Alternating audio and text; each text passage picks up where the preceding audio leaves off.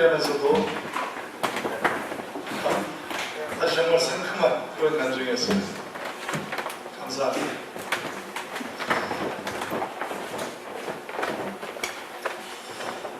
어제 저는 가톨릭 성당에서 하는 결혼식에 다녀왔습니다. 미리 걱정했던 대로 굉장히 그 순서가 길었고 또 일어서라 앉아라 하는 그런 명령이 많아서 굉장히 어려웠어요. 약 1시간 반 정도 걸쳐서 결혼식이 진행됐는데 제가 거기서 두 가지 아주 중요한 교훈을 얻었어요. 첫째는 우리가 가톨릭 하면 늘 너무 그 구약시대의 그 공회 의식, 그 교회의 어떤 권위 이런 것들로 우리가 또 우상 숭배하고 그런 편견에 많이 빠져 있는데 이번에 가서 굉장히 제가 제 그 생각을 많이 깼어요. 그게 뭐냐면 가톨릭도 이제 변화하고 있다는 거예요. 우리 개신교만이 아니고 가톨릭도 안에 기타가 전기 기타가 다 들어있고 또 드럼까지 들어왔어요. 요란하지는 않지만 그러나 정말 그들도 막 몸부림치고 있는 거예요. 사람들 어떻게 하면 좀 더 하나님 앞으로 끌어올까. 그런데 더 놀란 거는 그 사제가 그 예식을 진리하는데 그 뒤에 두 미동이 이렇게 오자래. 여러분 가톨릭 그 성당의 예식을 보셨는지 모르겠어요. 굉장히 경건한 분위기예요. 그런데 결혼식을 하는데 그 예식사를 사제가 5분만 전하는 거예요. 굉장히 이게 엄숙하고 장엄하고 그래서 좀 길 줄 알았는데 5분 동안 딱 마태복음 19장 말씀, 하나님께서 짝지어 주신 것을 인간이 가르지 못하느냐, 요것만 간략하게 전했어요. 그리고 남은 시간을 그럼 어떻게 썼느냐, 그 두 신랑 신부에게 한 40분간의 시간이 주어졌어요. 30분에서 40분 정도. 그래서 그 두 신랑 신부가 나와서 사람들에게 자기의 믿음을 고백하고 내가 어떻게 이 사람을 좋아하게 됐고 하나님께서 어떻게 나에게 이 사람을 짝지어 주셨고 이제 앞으로 내 삶을 어떻게 살아갈 것이다 하는 이런 간증과 고백을 하는 거예요. 뭐 서툴고 논리에 조금 빈약한 것도 있었지만 그러나 너무 감동했어요. 많은 사람들이 힘껏 박수를 쳐줬어요. 특별히 제가 감명 깊게 들은 것은 이 사람들이 하나님께 이제껏 받았던 나의 모든 신앙의 이 자산을 이제 세상과 인류를 위해서 어떻게 쓸 것인가 그것을 고민하면서 사는 그런 결혼 생활이 됐으면 좋겠다. 그 부부가 이렇게 같이 결단하는 걸 봤습니다. 첫째는 이제 우리도 많이 변해야 돼요. 우리의 생각의 틀을 좀 넓혀야 돼요. 두 번째는 내가 걸어가는 길이 정말 무슨 길인가 우리가 생각하면서 가야 된다는 거예요. 신앙생활이라는 것이 내가 생각하는 어떤 틀에 박힌 이것이 아니고 이제 우리도 내 믿음과 이 믿음과 다르다고 해서 그 믿음을 배척할 것이 아니고 이제는 저렇게 하는 것도 그것도 하나님의 뜻에 어떻게 부합하는지 생각해 봐야 된다고 제가 아주 많이 배웠어요. 오늘 우리가 봐야 될 이 예레미야 10장은 우상 숭배에 관한 말씀이에요.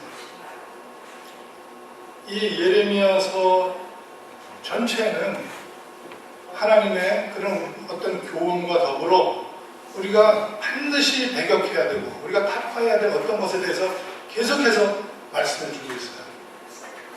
지금 오늘은 특별히 우상 숭배에 관한 것을 말씀하시는데 저희가 2장에서도 4장에서도 또 6장에서도 또 앞으로 계속 뒤에 22장, 44장 전부 이 우상숭배에 대한 이야기가 많이 나와요. 제가 그 우상숭배에 대한 거 우리가 다 알고 있죠. 우리의 한국 사람들의 삶이 어쩌면 우상과 결탁된 그런 삶의 어떤 생활 풍습에서 살아왔어요. 그래서 우리가 우상에 대해서 너무나 잘 압니다. 그러면 그런 외형적인 우상에 대해서보다 우리가 정말로 배격해야 될 우상이 무엇인가 한번 생각해 보려고 합니다. 우상 숭배가 뭘까요? 우상 숭배는 10계명에서 제2계명에서 말했던 것처럼 너희는 나 이외에 하늘이나 땅이나 땅 아래 물속에 있는 것이나 어떤 것의 형상이든지 만들지 말고 그것에 절하지 말라. 이것을 우리는 크게 보고 문자적으로 보고 거기에 대해서 자꾸 생각하려고 해요. 불교의 부처에 대해서 우선 어떤 기둥에 대해서 성황당에 대해서 이런 여러 가지 어떤 물질적인 형상에 대해서 절하는 것, 산소에 가서 절하는 것, 제사상을 차린 걸 절하는 것, 이 모든 것들이 물론 우상숭배의 한 전형은 될 수 있어요. 그러나 그런 것들이 본질이 아니에요. 성경은 뭘 말하고 있냐면 우상숭배란 자기 자신을 위해서 어떤 것을 하나님보다 앞세우는 것이 우상숭배예요. 그러니까 디모데후서 3장 1절 이하에 보면 이런 말이 나와요. 너희가 이것을 알라. 말세에 고통하는 때가 이르리니 사람들이 자기를 사랑하며 돈을 사랑하며 자긍하며 교만하며 회방하며 이 쭉 구체에 인간의 죄가 나오는데 제일 첫 번째 나오는 게 뭐냐면 사람들이 자기를 사랑하며, 여기 여러 가지 의미가 있는데 자기를 사랑한다는 이 말은 관점을 자기에게 둔다는 거예요. 뭐든지 내 생각이 가장 맞는 걸로 생각하는 거죠. 내 관점이 옳다고 생각하는 거예요. 내 관점에서 어떤 것을 보고 판단하는 거예요. 근데 이런 관점, 내가 보는 게 우선적이라고 생각하는 이 관점이 어디에서 출발할까요? 자기를 위하여. 나를 위해서 생각하기 때문에 그렇게 되는 거예요. 오늘 이 우상을 뭐라고 얘기하는가? 구약에서 이렇게 전해주었던 그런 모든 율법들을 예수님께서 신약에서 새롭게 해석하세요. 그리고 구약에서 전해왔던 그 모든 것들을 예수님께서 해석하신 그 새로운 해석을 가지고 또다시 제자들이 그 말씀을 풀어서 신약 성경을 만들었죠. 신약에 보면 이 에베소서에 보면 이런 말이 나와요. 에베소서에 너희도 이것을 정령히 알거니와 음행하는 자나 더러운 자나 탐하는 자 곧 우상숭배자는 다 그리스도와 하나님의 나라에서 기업을 얻지 못합니다. 우상숭배자가 뭐라고 얘기해요? 음행하는 자, 탐하는 자, 더러운 자, 이런 자들을 우상숭배자라고 해요. 골로새서 3장 5절 이하에 보면 이런 말이 나와요. 그러므로 땅에 있는 지체를 죽이라. 곧 음란과 부정과 사욕과 악한 정욕과 탐심이니 이 탐심은 우상숭배입니다. 다시 말하면 우리가 옛날같이 이제 아직도 그런 생각, 제사를 지내고 가족들이 모여서 차례상을 차리고 하는 것들에 대해서 굉장히 민감하게 반응하는 그런 신앙을 아직도 가지고 있다면 우리가 이제 점점 이런 생각들을 깨야 돼요. 지금 같은 세상에 이 핵가족 시대에 그 무슨 날 절기가 돼서 가족들이 한번 모이지 않으면 언제 가족이 모이겠습니까? 우리가 어떤 것을 받아들이고 이해하는데 이것이 정말 본질적인 것이냐, 이게 하나님을 정말로 아주 만홀히 여기고 예수 그리스도의 그 구원의 그 은혜를 우리가 배격하는 것이냐, 이것을 보고 그 우상숭배를 논해야지 그렇지 않으면 이 우상숭배에 대한 어떤 편견에 우리가 빠져서 많은 사람들을 놓칠 수가 있어요. 많은 사람들. 오늘 이 본문에 보면 이렇게 나와요. 이 말이 오늘 이제 16절까지 10절까지 읽었지만 16절까지 보면 계속해서 이렇게 돼요.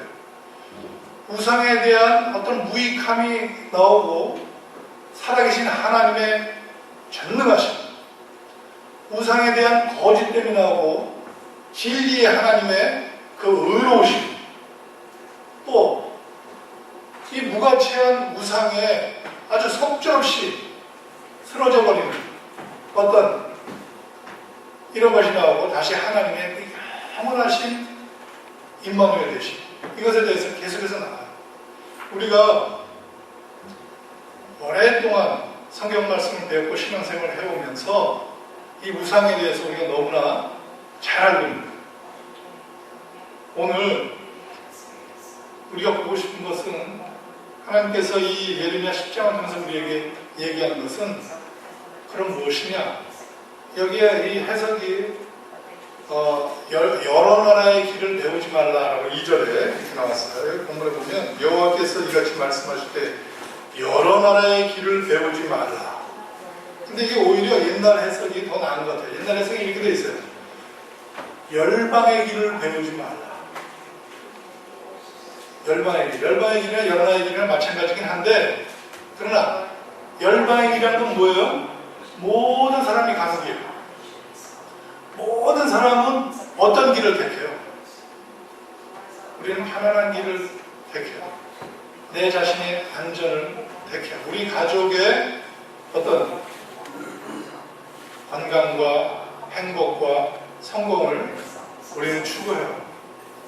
그런데 하나님께서 우리에게 주신 말씀은 내가 내 기준으로 보고 있는 그런 가치관을 내려놓으라는 거죠. 내가 너무 넓고 잘 닦여져 있는 길, 그 길로 가지 말라는 거예요.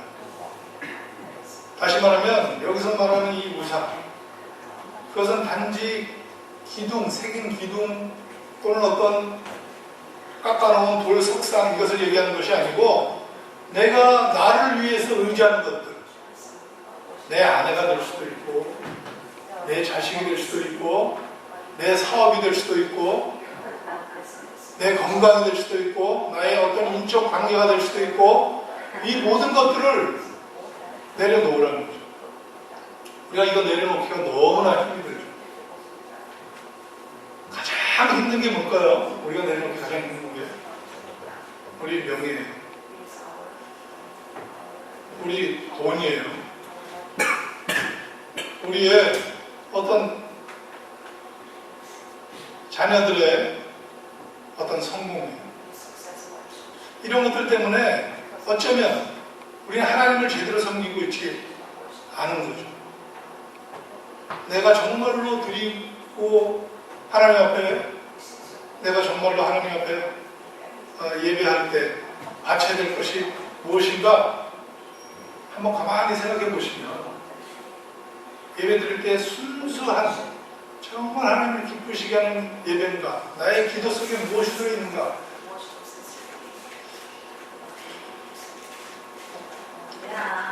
우리가 어떤 일을 했을 때 그 잘한 일을 하나님께 돌리는 것보다 나에게로 돌리는 일이 얼마나 많은가 우리가 생각해 봐야 돼요. 또 어떤 면에 이런 게 있어요. 내가 나 자신을 너무 사랑하다 보니까 나를 연민으로 이끌어가요. 나는 정말 너무 안 됐어, 내가 자신이. 나는 너무 부족해요. 난 정말 왜 이렇게 태어났어요. 우리 어머니는 저랑 같이 있으면 저를 좀 가까이 오게 하려는 그 위협적인 제스처로 자꾸 이런 말을 했어요. 나는 죽어야 돼. 나 같은 게 죽어야 돼. 나는 정말 쓸모없어. 나 같은 게 도대체 뭘 하겠어. 나 같은 걸 죽여. 나는 집을 나가버려야 돼. 이런 말씀 하세요. 그럼 제가 이제 가서 막 달래죠. 아니, 어머니가 얼마나 귀하신 분인데, 하나님이 얼마나 사랑하시는데, 막 이런 얘기를. 이게 뭐예요? 이게 자기 영입니다. 여러분, 우리도 하나님 앞에 와서 그렇게 나 자신을 가지고 자꾸 비하하고 하나님 앞에서 나 자신에 대해서 굉장히 슬픈 마음을 쏟아놓을 때가 있어요. 이게 어떻게 보면 하나님 앞에 겸손한 것 같은데, 그러나 이것도 우상이에요. 우리가 우리 자신 보지 말고 하나님을 봐야 돼요. 왜 예수님을 봐야 돼요? 그래서 그분께서는 어떻게 하셨는가? 예수님은 이런 시절에 어떻게 했는가?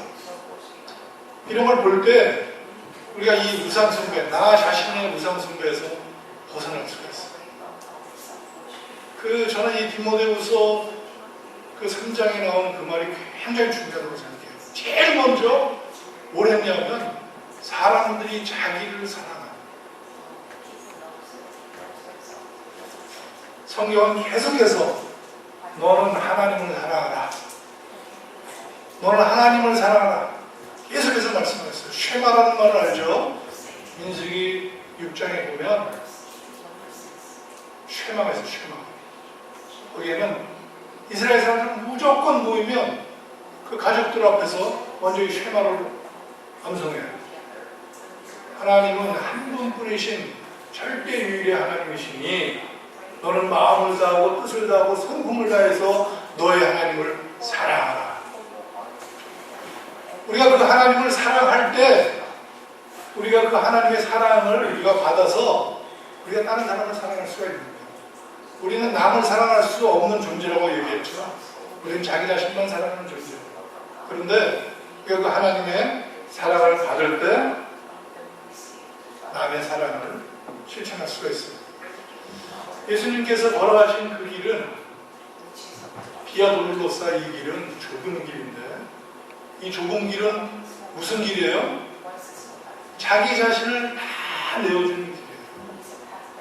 그러니까 우상 숭배는 자기 자신에 대한 어떤 기준인데, 예수님은 남의 기준에서 보셨어요.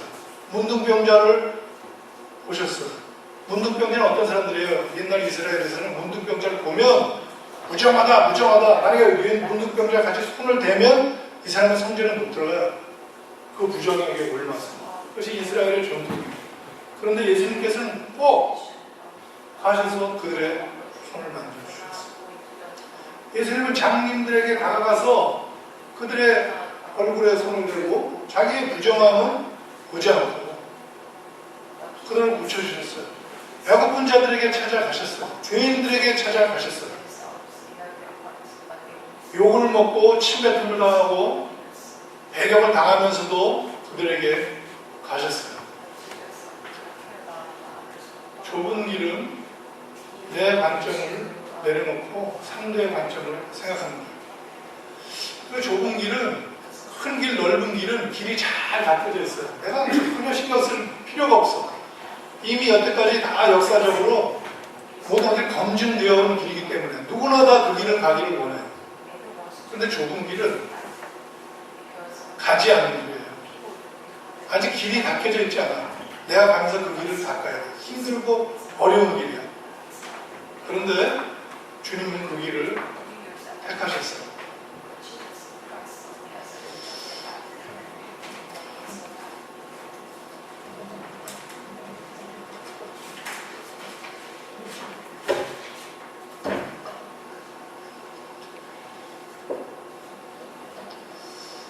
제가 오늘 말씀이 좀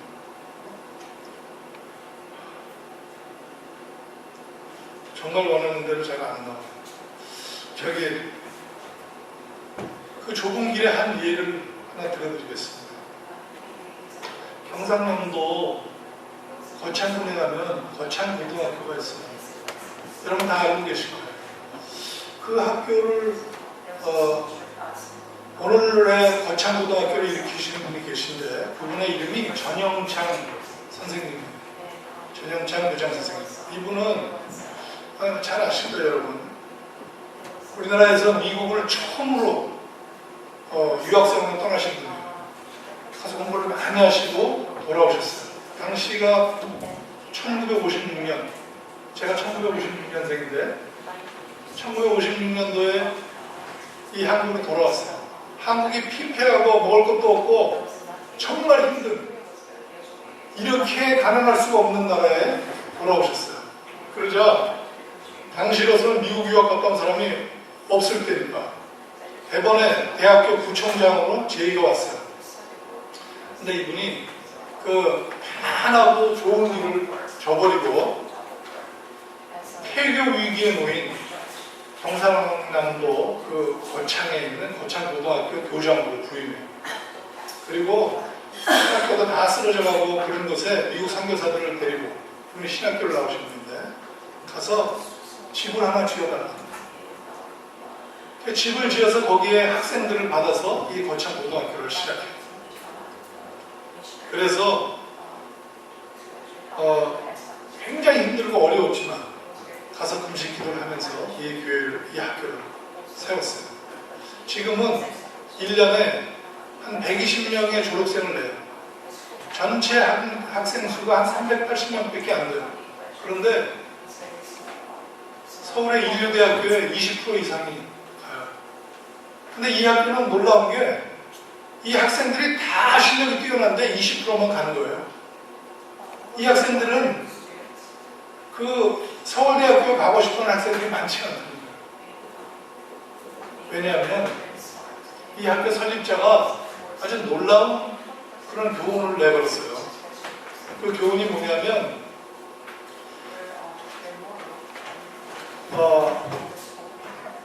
하나님을 경외하는 것이 지식의 근본이다. 그리고 우리는 하나님께 사랑받는 자로 우리의 삶을 하나님께서 80년의 생명을 위탁해 주신 것인데, 이것을 어떻게 하면 세상과 또 하나님 위해서 사용할 수 있을 것인가를 생각하며 사는 것이다. 이것이 참교육이다.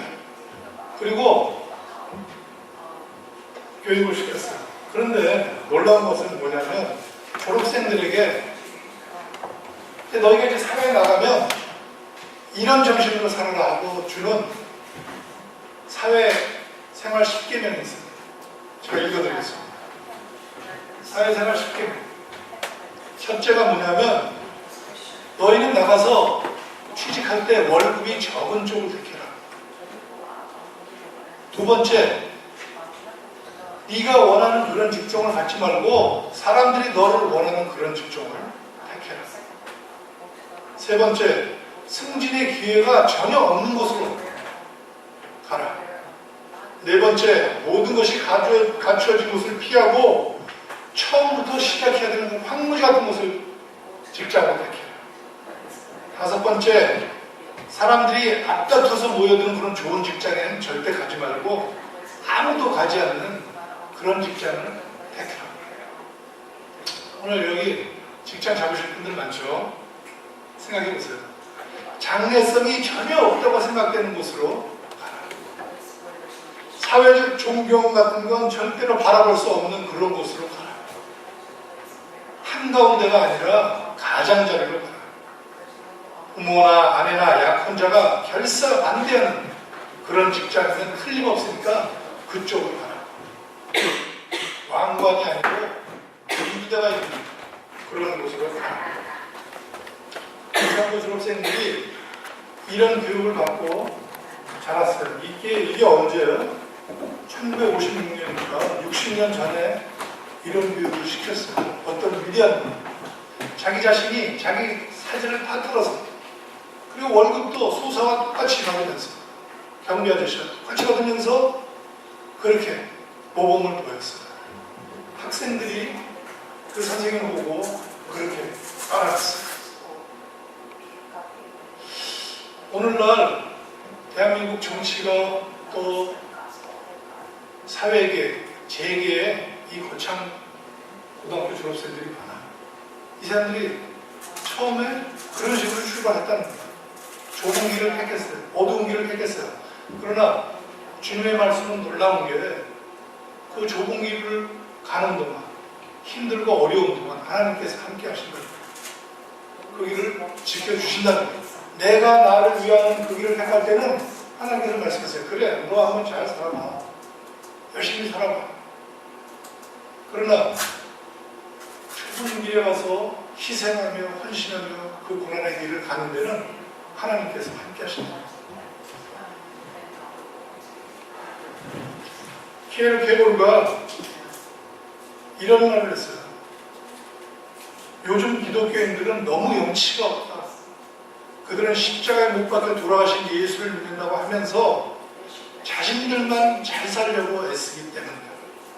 참된 기독교인이라면 축복만 얻으려고 하기 전에 그리스도의 고난의 십자가에 동참해야 될 것이다. 우리가 우상을 숭배하는 이 마음이 뭐냐면 예수 믿어서 사업이 잘 되고, 예수 믿어서 집안이 잘 되고, 예수 믿어서 형통하고, 예수 믿어서 복받고 잘 사는 것. 이 세상에서 다른 사람보다 더 누리며 행복하게 사는 것. 이것이 우상입니다. 주님을 위한 고난과 희생은 전혀 생각지 않는 것. 이것이 우상입니다. 주님이 걸어가신 그 비아 돌로로사 그 고난의 좁은 길과 나와 관계없이 사는 삶, 오늘 그저 만족하고 편안하면 좋아 한다면 이것이 자기 우상에 빠진 신앙생활. 성경은 이렇게 얘기해요. 너희에게 은혜를 주신 것은 다만 그를 믿을 뿐 아니라 또한 그를 위하여 고난도 받게 하려 하십니다. 고린도후서 5장 15절에 바울이 또 이렇게 얘기해요. 저가 모든 사람을 대신하여 죽으심은 산자들로 하여금 다시는 자기 자신을 위하여 살지 않고 오직 저희를 대신하여 죽었다가 다시 사신 자를 위하여 살게 하려 함이니라. 우리는 좁은 길을 걸어가야 돼요. 우상을 단호히 배격해야 돼요. 오직 예수님만이 길이고 진리고 생명이라는 말씀을 우리 마음에 새기고 이제 나만 위해 나만 생각하고 내 기준으로만 세상을 보는 이 세상 길을 과감히 내던지고 그분이 걸어가신 그 좁은 길을 따라갑니다. 그런 십자가의 삶이 우리의 삶이 되어야 할 것입니다. 기도하겠습니다. 하나님, 저희들은 신앙생활 한다고 하지만 말로만 신앙생활 할 때가 너무 많습니다. 우리의 삶이 참으로 하나님의 그 원하시는 길, 주님께서 친히 걸어오셨던 그 길을 따라가기 몹시 주저하고 그 결단을 내리지 못하는 저희들의 운명을 봅니다. 하나님, 우리가 우리 자신을 사랑하고 우리의 기준대로 세상을 보는 이것이 바로 내 자신의 우상임을 깨닫게 하시고 부족하지만 하나님 앞에 우리 자신을 맡기고 그리고 온전히 주님 걸어가신 길을 순종에 따라 우리 모두가 되기를 원합니다. 긍휼히 여겨주시고 우리의 발걸음을 친히 주장하여 주옵소서. 감사드립니다. 예수님의 기도를